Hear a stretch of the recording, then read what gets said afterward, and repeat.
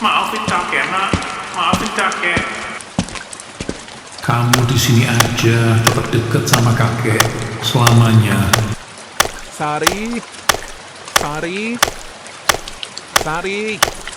Dari jauh, terdengar suara Yanto di tengah hutan, berteriak memanggil-manggil nama Sari. Tapi kakek Dimas tidak menggubris, hanya kembali masuk ke rumah meninggalkan suara teriakan itu, memudar di tengah derasnya hujan.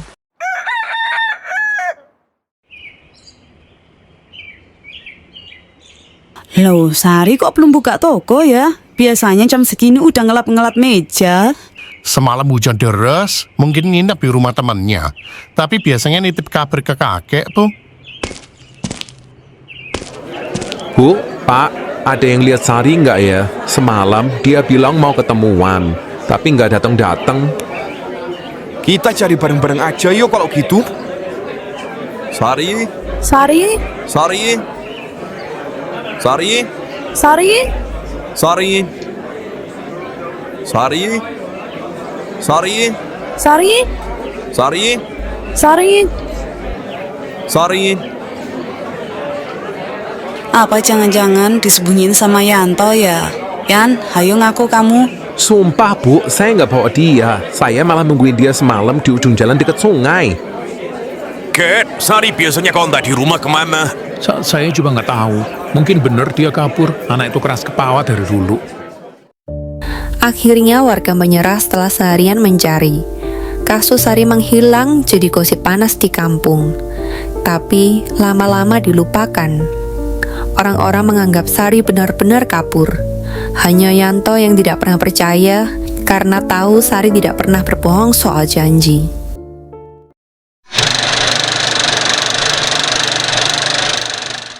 Setelah beberapa tahun berlalu, area kebun belakang rumah kakek Dimas yang dulunya penuh semat dan pohon beringin kecil itu akhirnya dibersihkan dan dibangun kamar tambahan lagi oleh orang tua Dimas.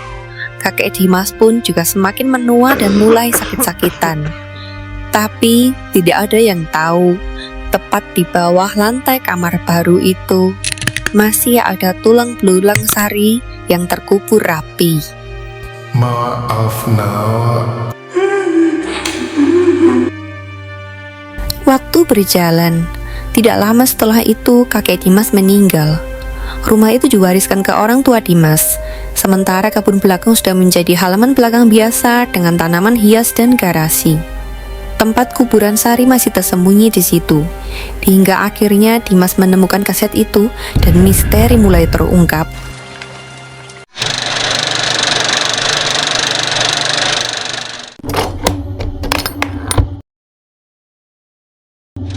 Aku mau pergi, Kek. Aku nggak tahan lagi.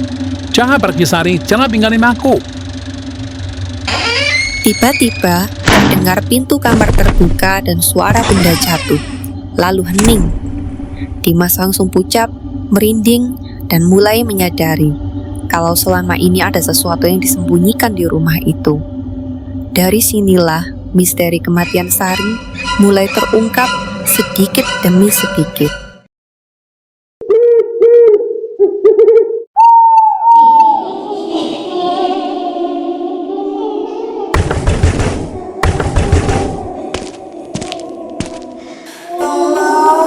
Aku di sini. Ini aku, Sari.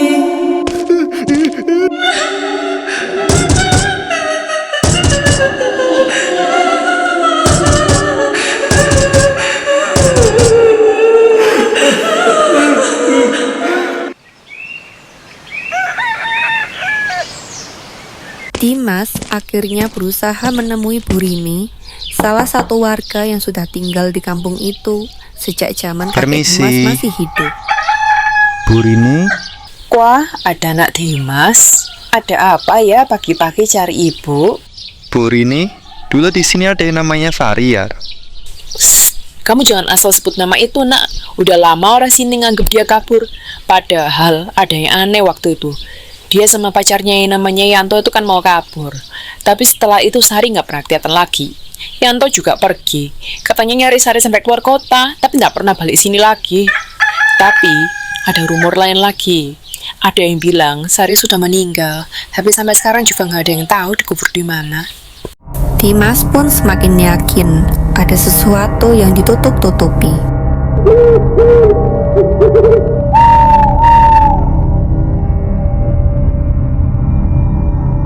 Jangan tahan aku di sini.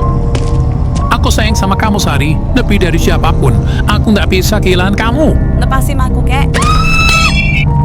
Sari, ya Allah, aku mbak senuin dia. Aku mbak semangat. Aku di situ.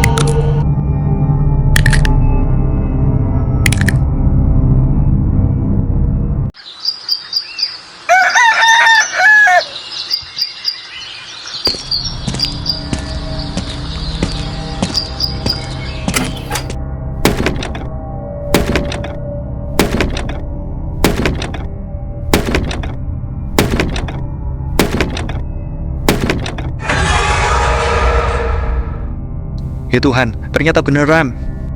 Aku cuma mau ditemukan. Terima kasih Mas Dimas.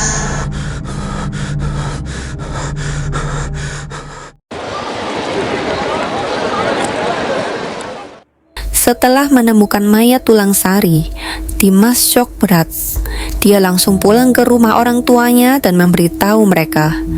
Awalnya, orang tua Dimas tidak percaya. Tapi setelah Dimas menunjukkan bukti kaset, wajah mereka langsung pucat. Jadi benar semua cerita orang kampung itu. Bapak selama ini...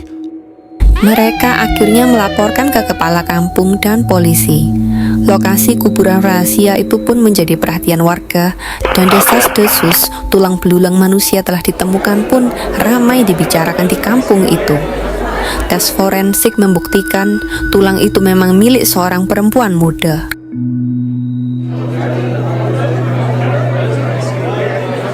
Maafkan kami, Sari. Selama ini kamu dicari, tapi ternyata kamu di sini. Di hari terakhir sebelum rumah itu ditutup polisi untuk investigasi lebih lanjut, Dimas menemukan satu kaset tua lagi di gudang. Makasih, Dim. Aku sudah bisa tenang sekarang. Akhirnya orang tua Dimas memutuskan untuk menjual rumah warisan itu dan pindah ke kota.